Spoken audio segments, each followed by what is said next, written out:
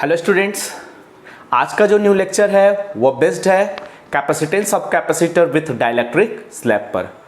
यानी कि आज के लेक्चर के माध्यम से हम कैलकुलेट करने वाले हैं expression for the capacitance of parallel plate capacitor when dielectric slab is introduced in between that capacitor plates. कहने का मतलब ये हुआ कि हम लोग एक्सप्रेशन कैलकुलेट करने वाले हैं पैरेलल प्लेट कैपेसिटर के कैपेसिटेंस के लिए। कब? जब हम उन कैपेसिटर प्लेट्स के बीच में टी थिकनेस का एक डाइलेक्ट्रिक स्लैब इंसर्ट कर देंगे जब उसका डाइलेक्ट्रिक कांस्टेंट के हो।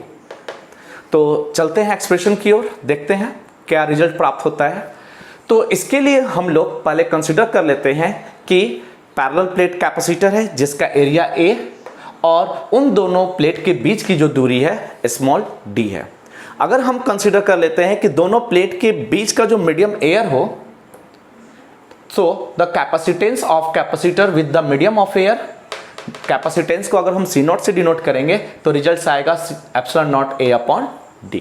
ये कंसीडर कर लिया कि जब हम कैपेसिटर प्लेट के बीच में सिर्फ अभी एयर ही रखे हैं, कोई डाइलेक्ट्रिक स्लैब इंट्रोड्यूस नहीं किए हैं, तो वैसी स्थिति में कैपेसिटेंस ये प्राप्त होता है ε0A/d, जिसको हम इक्वेशन फर्स्ट कंसीडर कर लिए।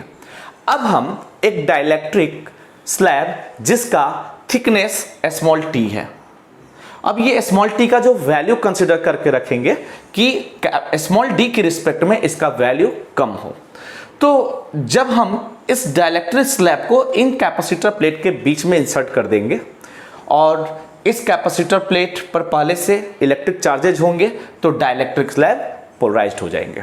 पोलराइजेशन के वजह से हम लोग पढ़ चुके हैं कि जो capacitor plate positive charge contain करेगा उसके जस्ट अपोजिट फेस पर नेगेटिव चार्ज इंड्यूस्ड होंगे और उसी तरह उसके अपोजिट फेस पर पॉजिटिव चार्जेस इंड्यूस्ड होंगे, जिसके वजह से इनके बीच में एक इलेक्ट्रिक फील्ड बनेगा। उस न्यू इलेक्ट्रिक फील्ड को इंड्यूस्ड पोलराइज इलेक्ट्रिक फील्ड कहेंगे। वो जो पोलराइज इलेक्ट्रिक फील्ड का वैल्यू होता है अप्लाइड इलेक्ट्रिक फील्ड के डायरेक्शन के अपोजिट होता है और मैग्नीट्यूड अप्लाइड इलेक्ट्रिक फील्ड के मैग्नीट्यूड से कम होगा। तो वैसी स्थिति में जो नेट इलेक्ट्रिक फील्ड होगा इनसाइड द डाइलेक्ट्रिक स्लैब, वो electric field reduced value of electric field कहलाता है, जिसे हम लोग पहले भी पढ़ चुके हैं। तो reduced value of electric field inside the dielectric we can write E मान के चले कि reduced value of electric field है और इसका वैल्यू होगा E0 माइनस EP। माइनस देने का अर्थ क्यों हुआ? क्योंकि डायरेक्शन एक दूसरे के डायरेक्शन के अपोजिट है, इसलिए हम इन दोनों टर्म को एक दूसरे से सब्सट्रैक्ट करेंगे जहां E0 का वैल्यू EP से बड़ा है। तो यहां पर हम लोग कंसीडर कर लिए हैं if A dielectric slab of thickness T and dielectric constant K is inserted in between the capacitor plate as shown in figure। अब हम लोग कैपेसिटेंस कैलकुलेट करते हैं। ये तो प्राप्त कर लिए कि reduced value of electric field क्या होता है। तो कैपेसिटेंस ऑफ कैपेसिटर प्राप्त करने के लिए हमें दो चीज चाहिए, एक charge on the capacitor plate और दूसरा चाहिए पोटेंशियल। क्यों? क्योंकि capacitance of capacitor C is equal to Q/V होता है और वो जो V होगा इन दोनों कैपेसिटर प्लेट के बीच का पोटेंशियल डिफरेंस होगा। कंसीडर कर लेते हैं कि इस पर प्लस Q चार्ज प्रेजेंट था और इस पर माइनस Q चार्ज प्रेजेंट था। तो वैसी स्थिति में देखिए, जब हम डाइलेक्ट्रिक स्लैब इंट्रोड्यूस करेंगे तो कुछ मीडियम यहां से यहां तक एयर रहेगा और यहां से यहां तक भी एयर रहेगा और बाकी का जो मीडियम है वो डाइलेक्ट्रिक स्लैब के मटेरियल का मीडियम है। तो हम डाइलेक्ट्रिक स्लैब को इस तरह इंसर्ट किए हैं कि ये जो दूरी है वो दूरी इक्वल डिस्टेंस पर हो। तो वैसी स्थिति में जो स्पेस वैकेंट है उसका वैल्यू क्या होगा? तो पूरे D में से अगर ये थिकनेस T सब्सट्रैक्ट कर दे तो हमें ये दोनों दूरी पता चल जाएगा, यानी दोनों दूरी का सम हमें पता चल जाएगा D माइनस T। अब जब ये दोनों दूरी इक्वल डिस्टेंस पर होगा तो उस D माइनस T को दो इक्वल पार्ट में डिवाइड करेंगे, यानी कि रिजल्ट आएगा D माइनस T/2। तो ये रिजल्ट इतने से इतने की दूरी तो लिख सकते हैं, यहां से यहां तक की दूरी को लिख सकते हैं D माइनस T/2 2। उसी तरह ये भी रिजल्ट प्राप्त हो सकता है बीच का d minus T upon 2।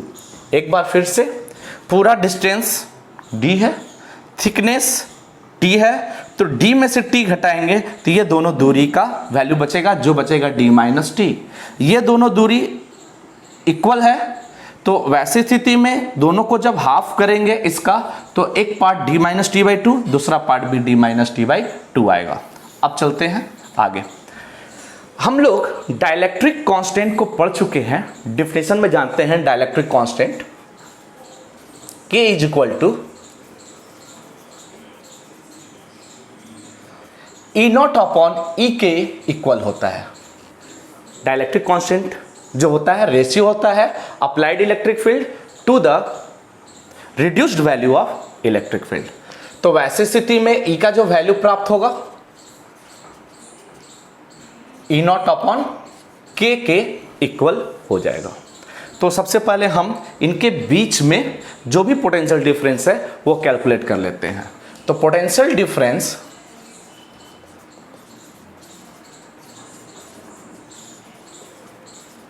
across the capacitor plate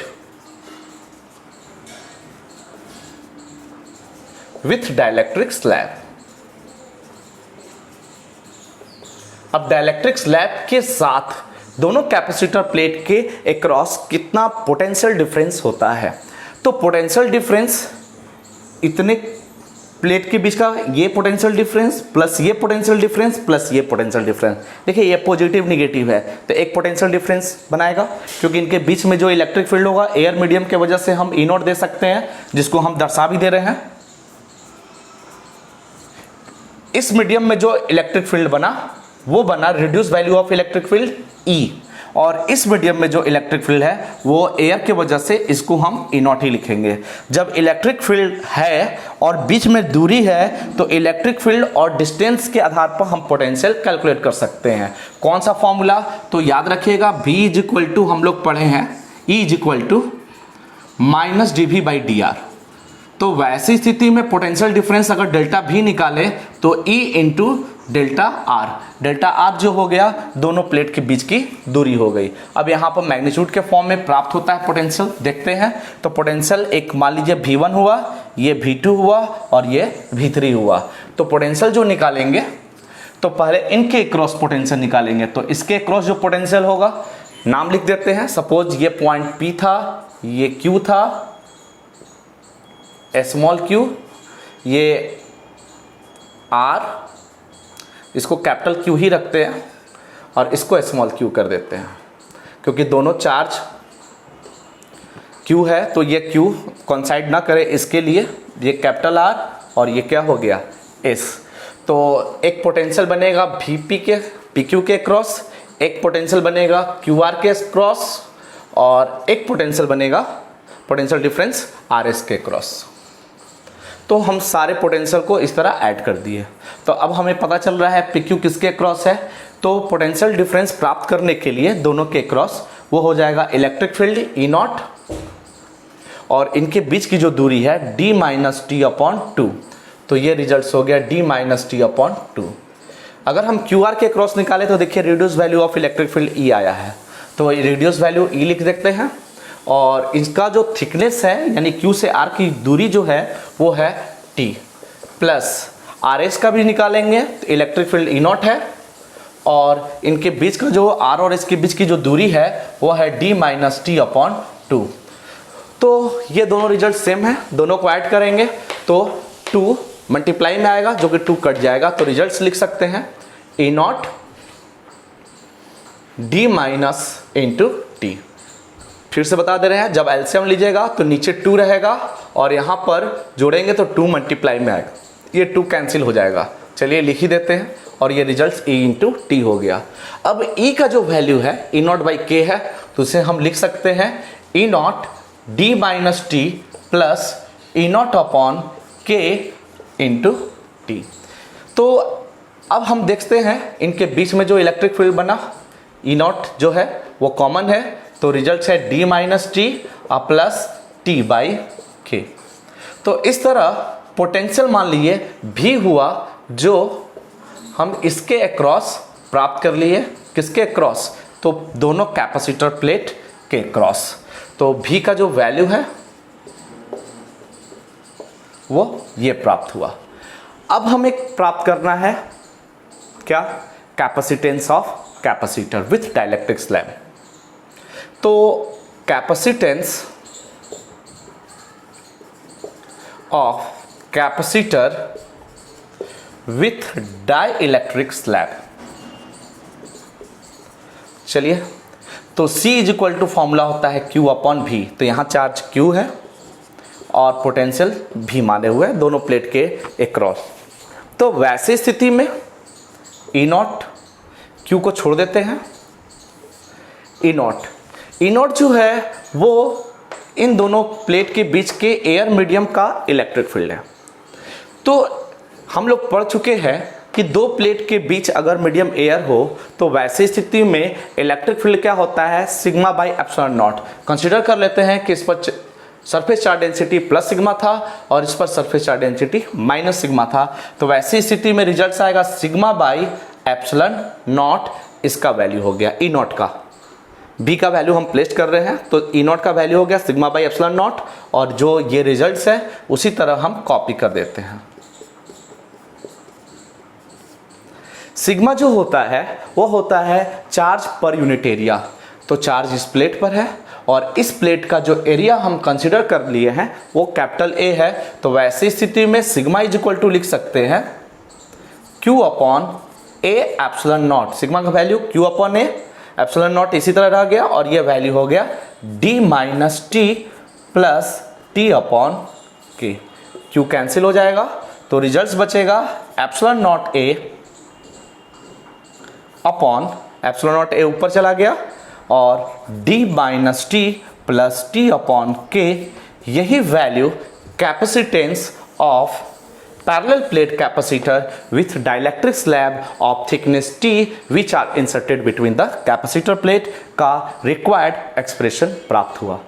अब हम इसमें कुछ स्पेशल केस देखते हैं। स्पेशल केस में क्या देखते हैं कि यदि हम डाइलेक्ट्रिक स्लैब का जो थिकनेस T है उसको चेंज करके कैपिटल D के इक्वल कर दे। मटेरियल वही है जिसका डाइलेक्ट्रिक कांस्टेंट K ही रहेगा, बस ये जो डाइलेक्ट्रिक स्लैब जिसका थिकनेस T था उसको रिप्लेस करके हम D थिकनेस वाले डाइलेक्ट्रिक स्लैब को इन कैपेसिटर प्लेट्स के बीच में इंसर्ट करेंगे। तो क्या होगा? तो कोई भी स्पेस एयर का नहीं रहेगा, यानी कि दोनों कैपेसिटर प्लेट के बीच में कंप्लीटली डाइलेक्ट्रिक स्लैब फिल्ड हो जाएंगे। तो वैसी स्थिति में क्या होगा वो देखते हैं।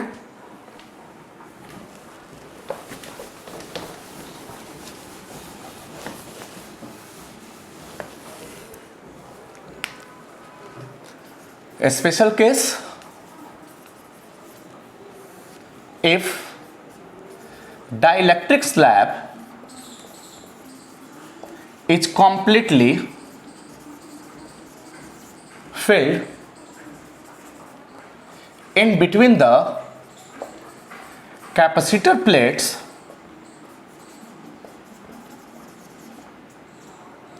then जब कंप्लीटली फिल कर देंगे तो T का वैल्यू स्मॉल d के इक्वल हो जाएगा। तो अब देखिए T का वैल्यू रखते हैं। सो C इज इक्वल टू जो रिजल्ट आएगा epsilon naught A upon D minus, अब जहां T है वहां भी स्मॉल d रख देते हैं, जहां T है वहां D अपॉन K हो जाएगा। तो आप देखिए dd कैंसिल, तो C बराबर आ गया epsilon naught A upon D और K ऊपर मल्टीप्लाई में जाएगा। तो देखिए इक्वेशन फर्स्ट में, इसके पहले जो मिट गया, इक्वेशन फर्स्ट में हम लोगों ने देखा था क्या कि C नॉट का जो वैल्यू था epsilon naught A upon D था।